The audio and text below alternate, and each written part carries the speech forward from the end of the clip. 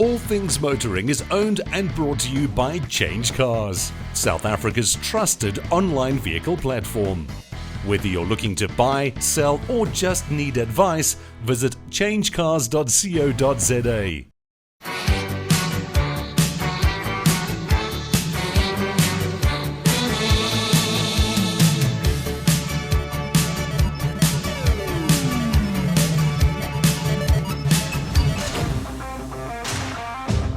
Coming up this week on All Things Motoring, we head to a sold-out M Fest and get into some spinning with Kayla. We then go race an old train in some classic cars, as well as find out what they're all about.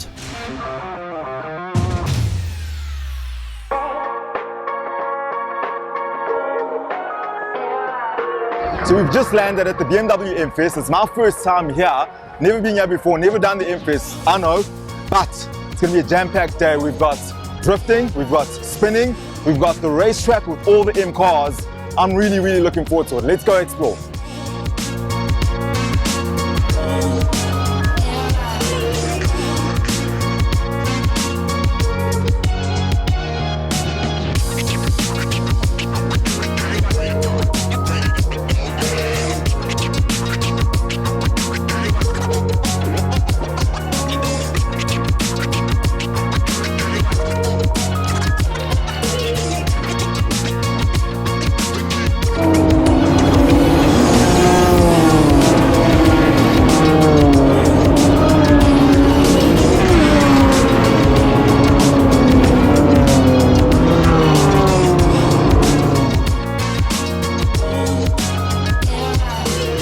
So we've been doing quite a bit of car content on the show, and I think it's high time we started doing motorbike content.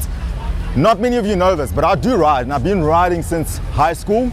And in my journey, the last time I did a wheelie, I landed on my coccyx and couldn't sit for 2 years. So we've got the downhill and wheelie machine guys over here. So I'm gonna learn how to do it properly, and we're gonna see how this journey goes in All Things Motoring with bikes and wheeling.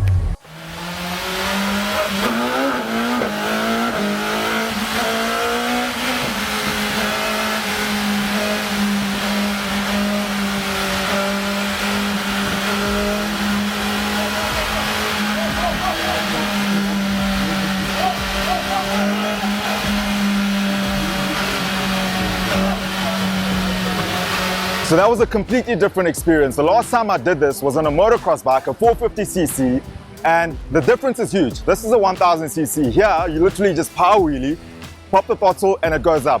Whereas when I was doing it on a 450cc, you gotta clutch it a bit. So completely different experience. I think I prefer it here. And the key to this whole thing is keeping it on that balancing point, keeping it on that tipping point. By feathering the throttle, back brake a bit. Not sure if I'm ready to get on the road again and start doing this on the road, but we do need a bit more practice. Downhill wheelie guys, I really recommend you get on here, practice before you get out onto the road.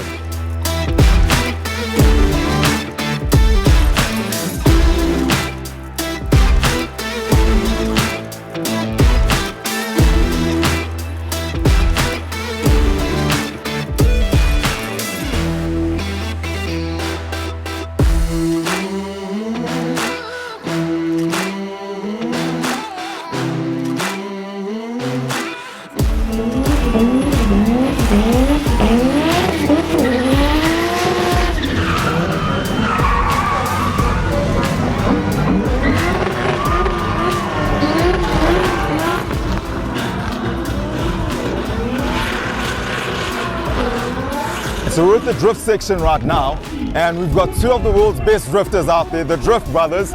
These guys are from here. They've got African blood in them. I don't know what the history is, but they've got African blood and they're on African soil. So these guys are driving two BMW M4s, Red Bull M4s. So those things have been tuned to the hilt. The doors are carbon fiber and they weigh as much as a packet of Simba chips. That's crazy. And let's see what they do when they run in tandem, drifting.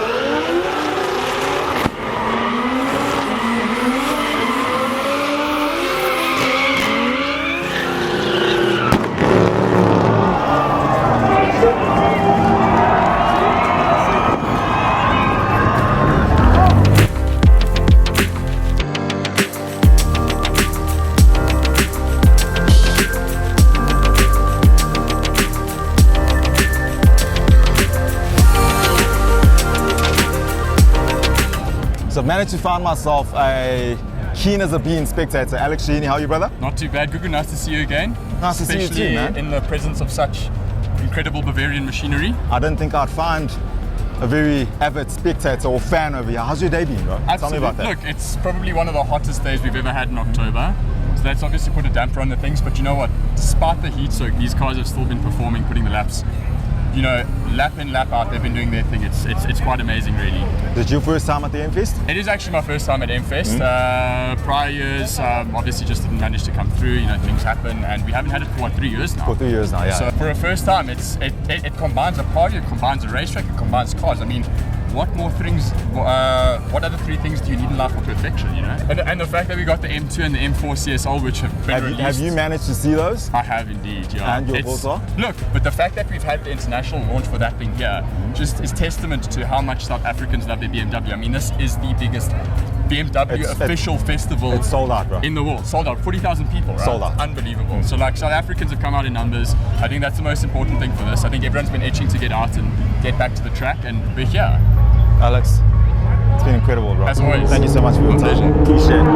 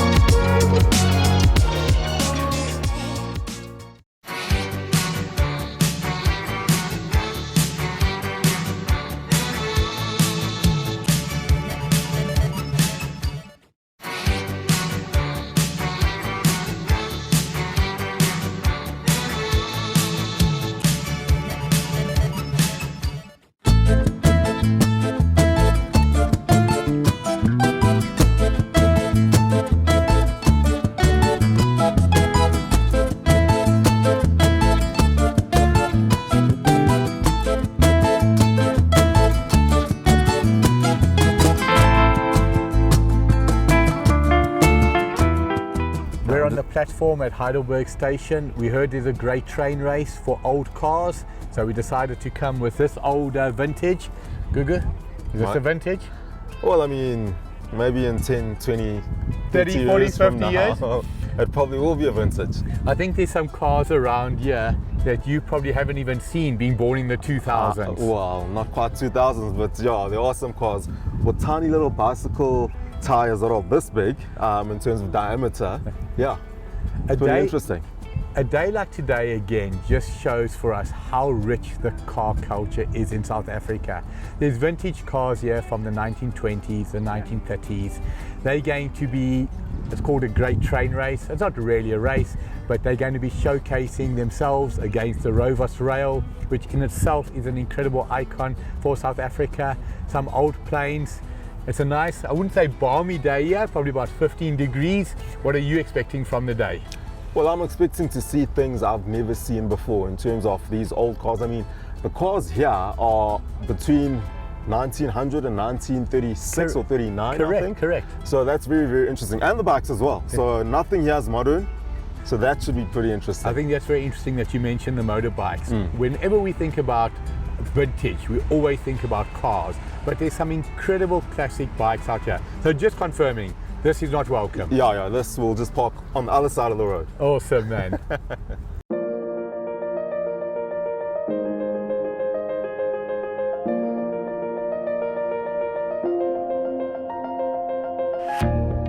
Often the word iconic is overused. Surrounding us is many iconic cars, including a VW City Golf and a Toyota Tazz.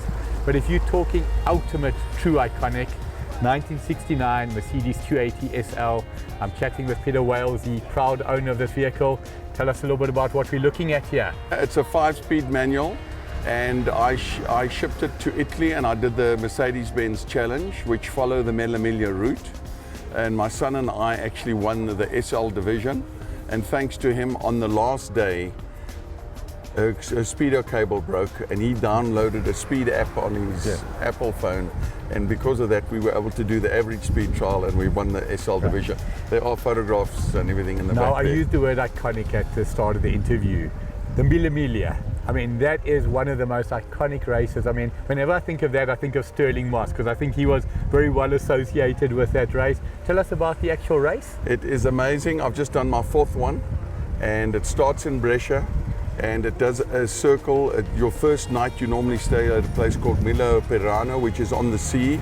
The next night in Rome, then back to Parma, and then back to Brescia. So it's a loop. It is absolutely magnificent. And your event, typical, how many contestants?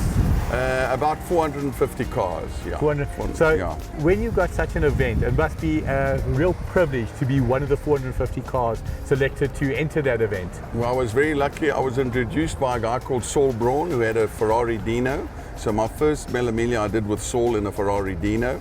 And then I met the Mercedes-Benz guys, and I'm a Mercedes-Benz guy. And then Clearly. I've done 4 since then, yeah.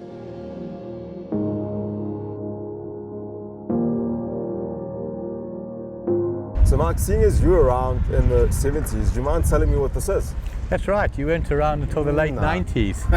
When I think of certain cars, this is one of the cars, Citroen DS, that brings back the earliest memories of my childhood. 1978, we were at a caravan park with a family. There was a crowd gathered around a vehicle like this. The gentleman who owned it had taken off the one rear wheel, and everybody was watching this pneumatic suspension up and down. This car, literally, not a word of lies, can drive on 3 wheels. I've heard about that. How does it actually manage that, you know? Incredible. So it's what they call a self-leveling suspension. In this particular vehicle, front and rear, pneumatic fluid goes through it. So no matter what, the weight just gets always balanced. But there's so many other features about this car. Have a look at this. This car came out in 1955. When you look at it, it's aerodynamic. It looks very smooth, eh? Absolutely. When you used to think of Back to the Future or the year 2000, this is a car that I would have envisaged in the year 2000. Car has got disc brakes in front. This car's got headlights that turn when you park. Our viewers will be seeing it on camera now. Directional headlamps. Directional headlamps. Wow. It is absolutely incredible. Wow. Ultimately, there's 2 Citroens that I think of. This and something even older, which I know very little about. Have you heard of something called the Citroen 2CV? No. Go check it. Don't put it on your CV if you don't know about it.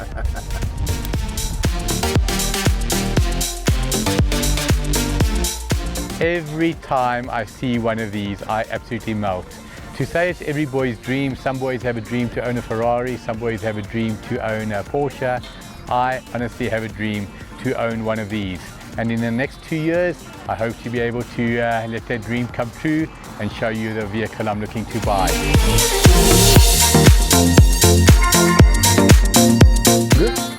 Have you seen this, for example?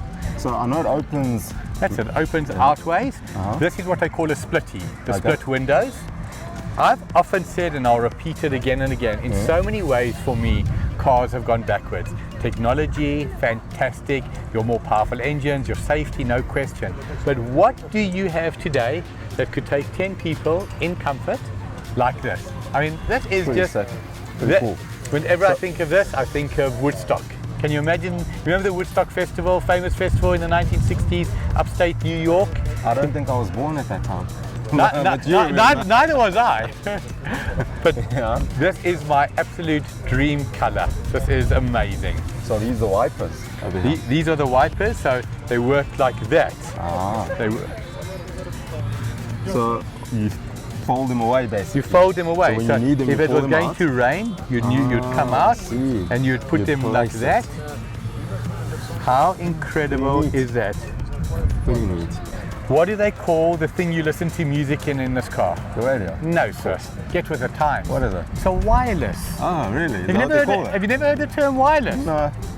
I think some of our older viewers would have heard the term wireless. That's what they called it. Okay.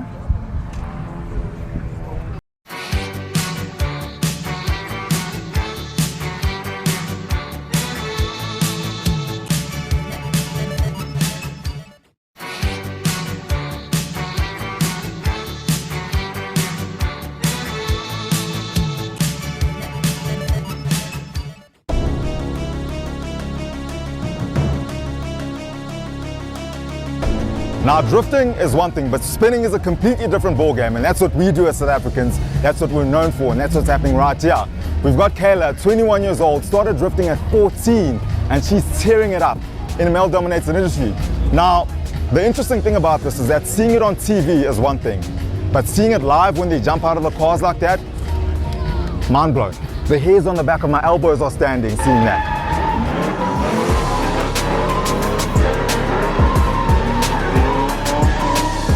So managed to track her down, very difficult to find. Kayla Olifant, so you're 21, one of the best female spinners around. Tell me your story, how did you get into it and why? So I started spinning at the age of 14 years old. My dad bought me the car, we modified it to fit me. And then ever since then I'm self-taught.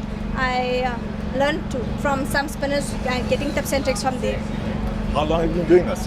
About 6-7 years. 6-7 years, exactly. Now I was watching your car there spinning and I saw the front wheels are tilting, the camber in the front wheels. What goes into setting this up, this entire thing? So from the inside we remove the mat so that it doesn't burn in case there's any burning. Okay. We put in our bucket seat that we don't slide around, especially for me because I'm so tiny. We lift my seat up as well because I'm so short I can't we see. need that height, We have the drift steering wheel, so some of us prefer that to handle better. Yeah, and I'm spinning the E30 with a multi-valve engine. I've heard about it, E30 multi-valve. What's so special about that? I just prefer it. For me, it's reliable and it's powerful. Okay, so I've also watched and looked at your car inside. You've done a bit of stripping, there's no back seats in there. Nothing. Is that weight saving? Yeah, we use it to lighten the car a bit. One other thing, Kayla, I was watching you jump out the car, your head on the ground, and jump in. Seeing that on TV is one thing, but seeing it live is a whole different ballgame. You're not afraid? How does that feel? You're not fear for your life? I was fearing for your life standing here watching. No, I'm not afraid of it actually. I feel that's the safest stunt that I do. I was the first female to do that stunt. Wow. I done my first suicide slide at M Fest, and then I made this. Is that what they call it? Suicide slide? Suicide slide. I can understand why. Self-explanatory. So yes, that's my so-called signature move.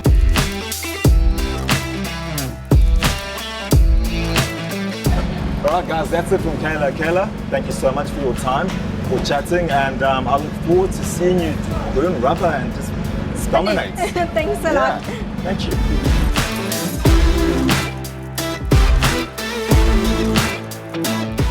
So while standing in the queue over there, I bumped into a die-hard BMW fan here at the M Fest.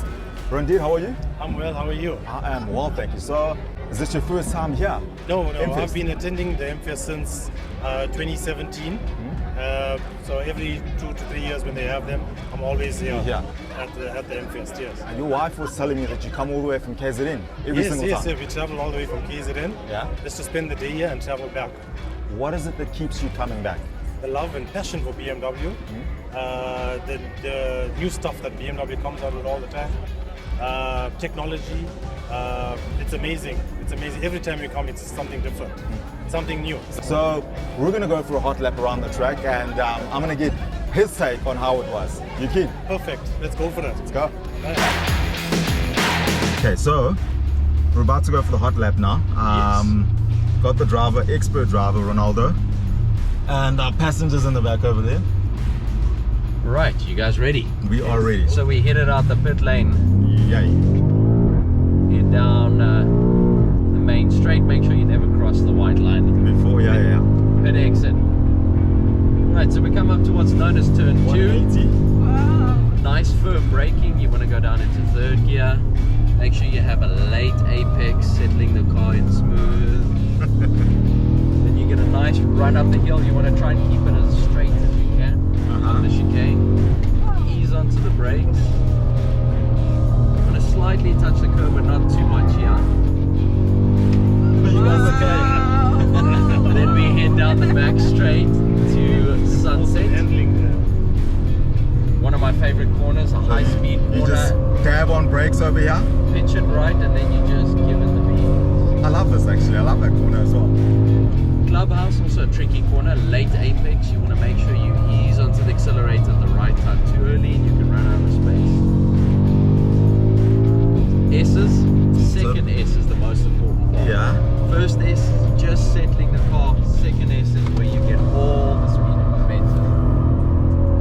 And then I know you aim for the tree there. Aim for the Christmas tree. Yep. Every day is Christmas at Kalami. Firm onto the brakes up into vehicle. Ease in the car into the corner. Pitching it nicely, settling it.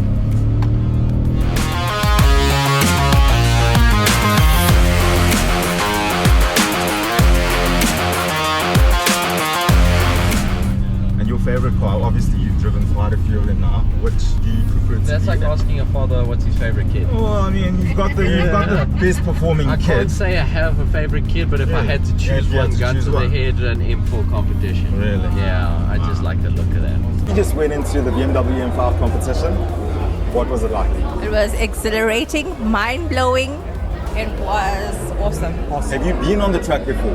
Yes, In one I of these have. cars? Yes, I have. I've come for the previous shows and Yeah. I've been on the track. The M5 was just awesome. The adrenaline rush was superb. We went a bit sideways there a few times. Yes, we In the did. past? Yes, we yeah, the did. driver is excellent. He knows how to take the corners, how to handle the corners, where's the S-bends, how to basically put it into the corners. How to put it Yes, where it's supposed properly. to go. Yes, yes. We drifted quite a bit. It was awesome. Yes, yeah. Are we coming back again for the next one? Definitely, for Definitely, sure. we will be back. Die yeah. hard BMW fan. BMW fan. Guys, thank you so much for your time. It's been great meeting you. And hopefully in the next one, we'll go We again. will meet again. Yeah, sounds like a Definitely. plan. Next week on All Things Motoring, we chat to some new friends about their passion projects, as well as keeping these historical beauties alive.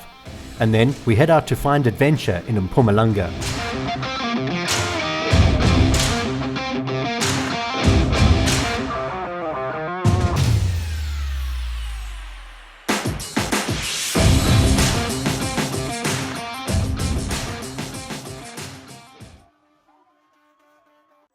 So we've just landed at the BMW M Fest. It's my first time here. Never been here before, never done the M Fest. I know, but it's going to be a jam-packed day. We've got drifting, we've got spinning, we've got the racetrack with all the M. Oh, thank you very much. Did you guys survive? Yes, Yeah, we no, did. it was But good. I was the driver. It was exhilarating. It was the most awesome ride ever. Not bad for my first day. No, yeah, not bad for your first day on the job. You kept us alive.